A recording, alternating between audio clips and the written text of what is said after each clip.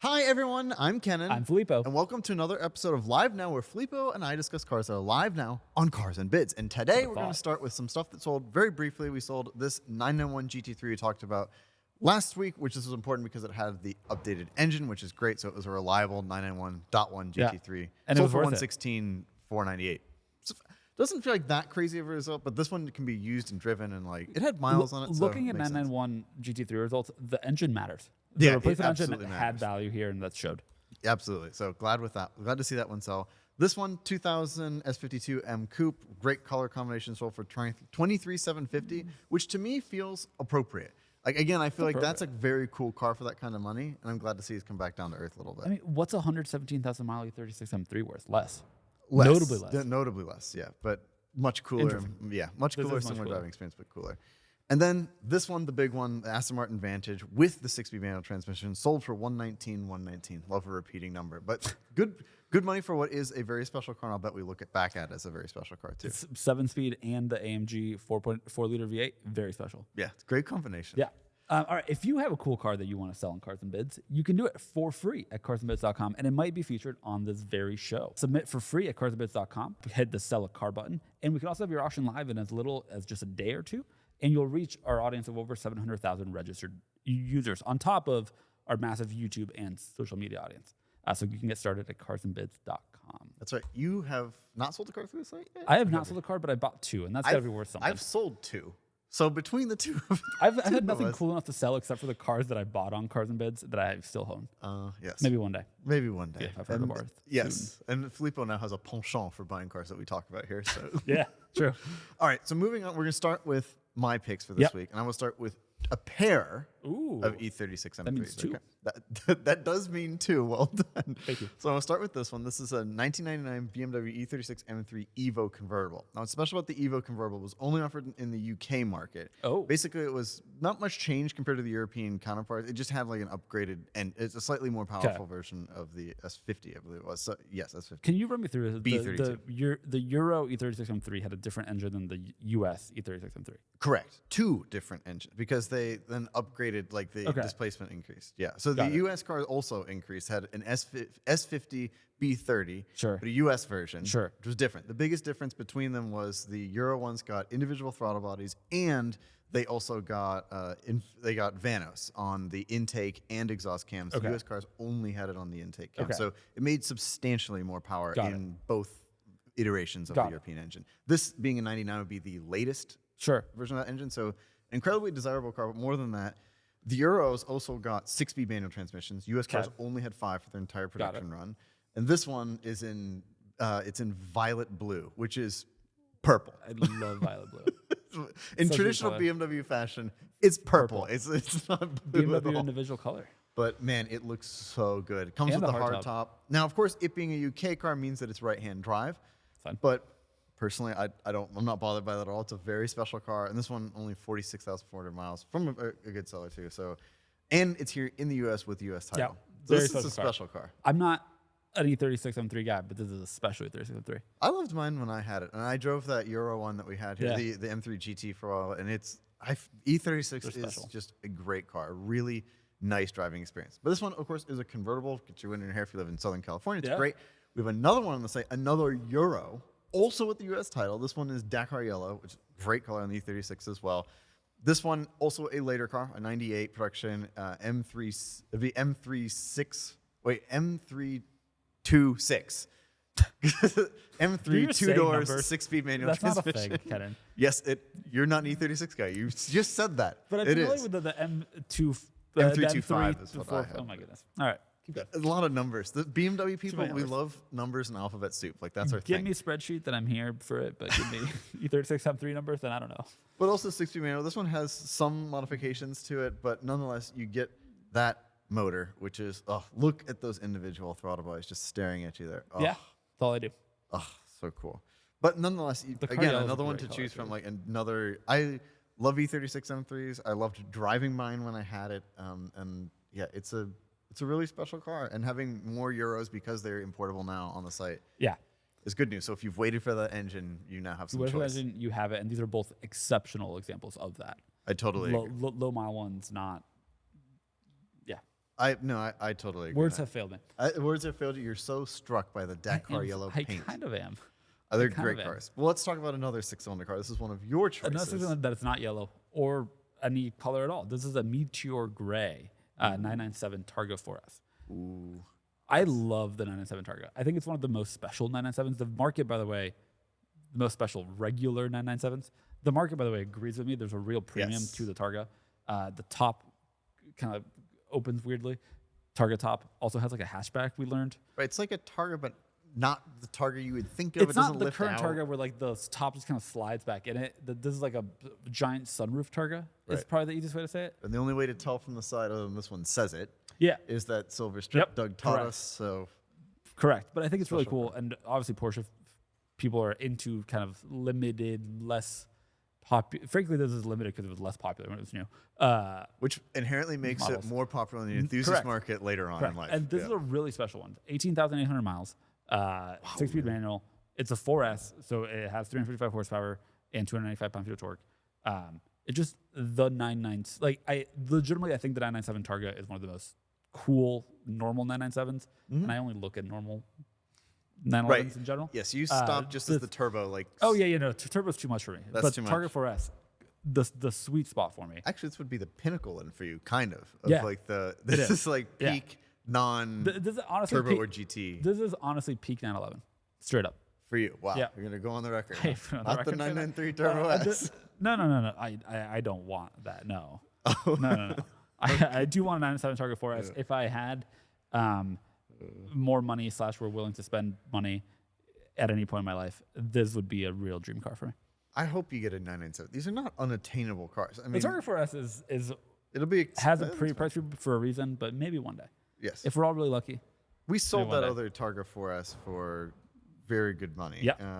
Was it a 4S, the red one? Yes, it was. Yes. For 80 Gs. We sold a red Targa 4S with 42,000 miles for 80 G. This has half the miles. Half the miles. Not as quite as exciting of a color, but to some people maybe more It desirable. fits the 911. Yeah, it does. It's under the radar and understated, and that is what the I'm 911 into is it. about. When we had it in the office, we had a different red one in the office, and it was so cool. It does I'll look, just does into look it. good. Can we talk about a different car that has some color once again? Yes, another one that happens to be here in the office. Kennan I'm has- staring at it Yeah. right now. Tell us about right. us about this pickup and why it's important. This is a 1996 Toyota pickup XtraCab 4x4. This truck is important for a bunch of reasons, including it is to our knowledge, the same year and trim as the Marty McFly truck from Back to the Future. Doesn't have the month, but it's that.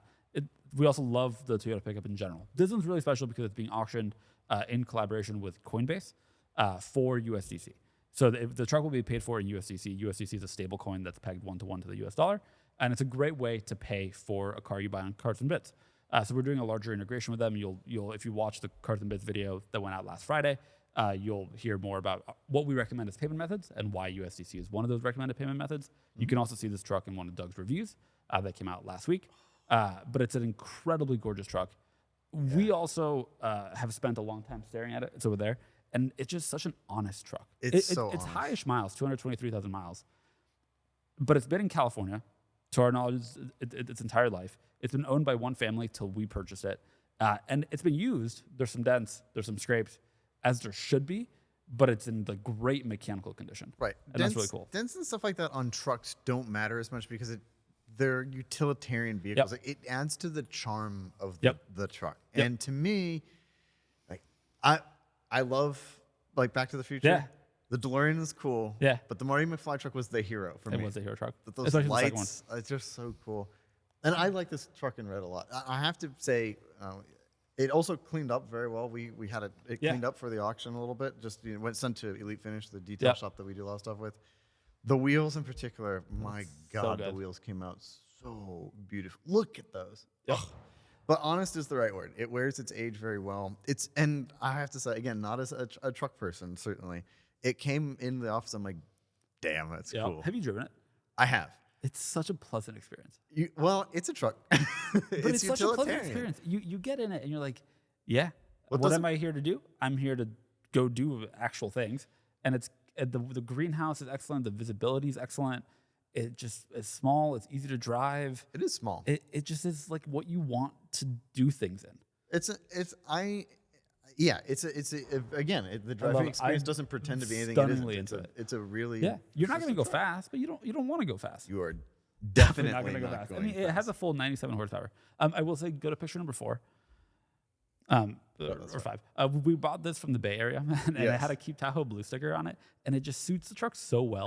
And I'm so glad we left it. I'm so glad you said that. Yes, I look at it genuinely every time I look. I'm looking at it now. I look at it every time I look at the truck. I think it's just like perfect. So if you want to learn more, you can check out that auction. It ends on Thursday, and you can learn more about USDC. And of course, it's no reserve, so it does go to the highest bidder.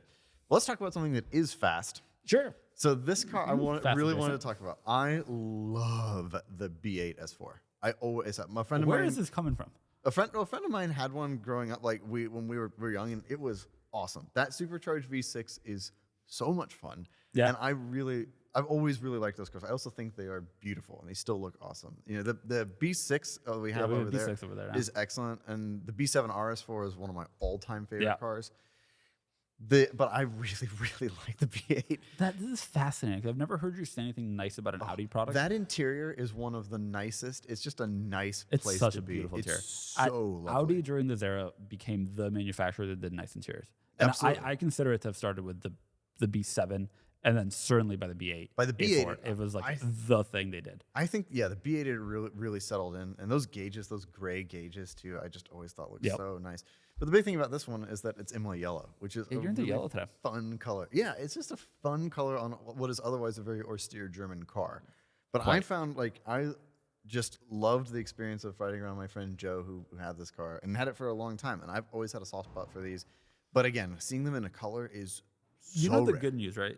They're quite affordable. I know. I don't have a use for one. I don't need all-wheel drive anymore. Right. And so, I know this is not a super expensive car. And this one has but 87,500 miles. It's not super expensive in a great deal kind of way. Because for 333 horsepower and a great interior and generally a very high-quality feel, that's quite a car. I agree. And I think that in an interesting color that it will command a premium. Now, it's not a manual, but it will command a premium over everything else. But I just saw this car come through the site and brought back a lot of fun memories, and I just think it's fun in yellow. I think it's fun yellow. Again, it's a notable, fast, fun car that you can use every day and is affordable and reliable. I'm stunned that you picked it. This is a very Filippo choice, but I'm very appreciative of the fact you did. I love these, and they sound so good, especially if you put an AWE exhaust on it. I know it's an Audi, and I'm suggesting a modification, but it needs that little bit just learning something about Kennan today. It's just a lovely car. Just love it. But let's talk about another fast Audi. This one is your choice, which is also one of my favorite cars. This is my choice because you can tell because it's practical. But I think the S4 I chose is more practical because you have more room in the back of that. Have you seen the back of an RS7?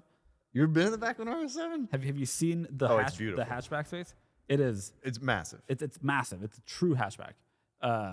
It's a true hatchback, and it quite capable. And I also would I ever own an RS7? Actually, maybe.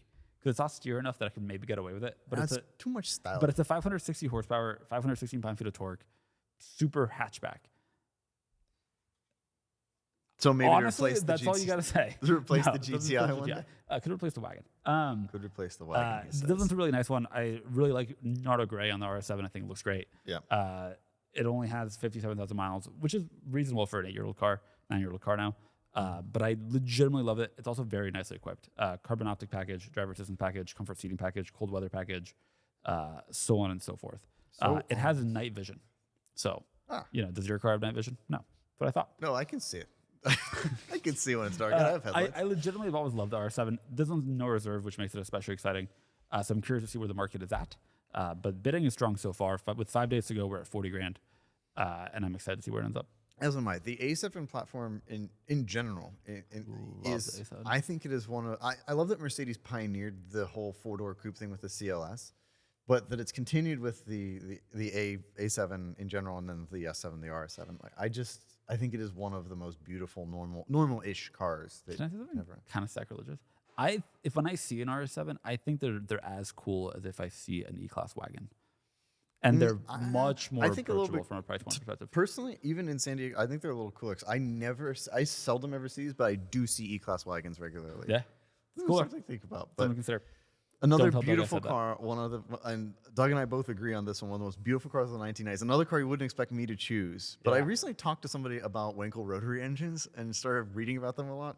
Again, I don't have a desire to own a Wankel rotary engine, but the should. RX7 is one of the most beautiful Japanese cars I think ever made. I think it's obviously deep 90s, which is when it came from, but I think it is beautiful. This one is really special. So 5-speed manual transmission, Montego Blue, as you like. Montego, yeah.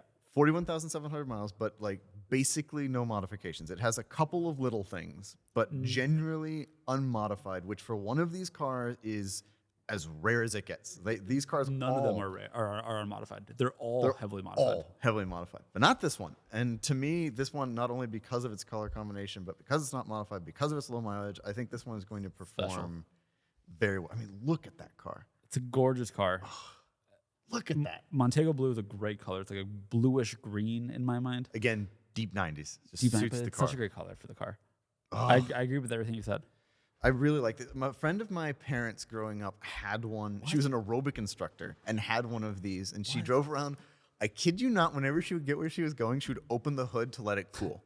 Like just as like she's knew gotten this like RX-7 process. life. It's like that. And bought it new. Wasn't into cars, but had an RX-7. Yeah. And like So that was cool. just like how she had an owner's like a manual on how to take care of it that she kept in it at all times, which is very reasonable. That's so cool. But yeah, I mean, so cool. I wish I could have gotten to see the car when she had it. But like, just this one to me is like the RX-7 Agreed. to have, and I'm really excited to see it perform. Now you've chosen the last car. I have chosen the last car. And then back to pickups. Explain. Yeah. As I've said before, I love the GMT 800, which is the next gen set of Yes. GM trucks. I also have a soft spot in my heart for GMT 400s. And this one's a really cool one because it was like in the early 90s, this is in 1990, in the late 80s, early 90s, there weren't like performance trucks. You think about the Ford Lightning, which kind of existed at this time, that same old, like OBS, oh my goodness, that same OBS Lightning, but there wasn't a Raptor, there wasn't a TRX. People weren't trying to go fast in their pickup trucks. They were using their pickup trucks For work. like that Toyota was. Sure. And then Chevy goes and puts a 7.4 liter V8 of 454 as where in the truck. Hell yeah. And so like here's a truck that had a larger engine shoved into it and a sport suspension, and it's all blacked out from the factory. Right, there's a lot of black instead of body color. There's a lot of like little red accents. And I think it's so cool. Is it fast? No. It has 230 horsepower, but it has 385 pound-feet of torque. And at the time, 230 horsepower and 385 was like big power. Yeah, in 1990, because I mean, stuff didn't weigh very much at the time, so that's Like nothing. Power wasn't a thing, but here was like one of the first real like performance pickup trucks. And it's a really nice one, 41,700 miles. Looks so good with the Pennsylvania Dare plates. It does. Looks so it good. does. It is pretty much unmodified. They added a tachometer, they added a tack and like window rain guards and tinted windows. Those are very acceptable modifications. Oh, that is let's say. a red velour. Red over red, or black over red, and it's so cool. I have a legitimate. I love all these trucks. I love that there's a sporty version, and I love that there's one that's that well maintained. I have to agree. That is a really cool truck. If I saw that driving on the road, I'd get out of the way. Oh, you gotta. I'd hide. Now, granted, it's the presence that it has, but It's the present, and this is a nice one. And if I saw a nice one around, I would freak out. they don't exist. This is such a deep Radwood vehicle. You would Such win a- Radwood, I think. I think you do very well at Radwood. And Also, such a deep Pennsylvania vehicle. Like this is where do you find this? You find this in Dallas, Pennsylvania. yeah, the PA. Yeah, it's one of the states people just say PA. They don't say the abbreviation of other states. We don't call it CA. We call it California. But PA, like people from PA say Pennsylvania or PA Interesting. interchangeably. You ever notice that? No. No, you all right. have. If you want to bid on any of these, they're all live on Cars and Bids right now. And if you're interested in cars from PA, text Kennan. Yes, or if you're looking to sell a car with us, of course, head to carsandbids.com where you can buy or sell your enthusiast car. Indeed. Thank you all so much for watching, and we will talk to you next week. Goodbye. Goodbye.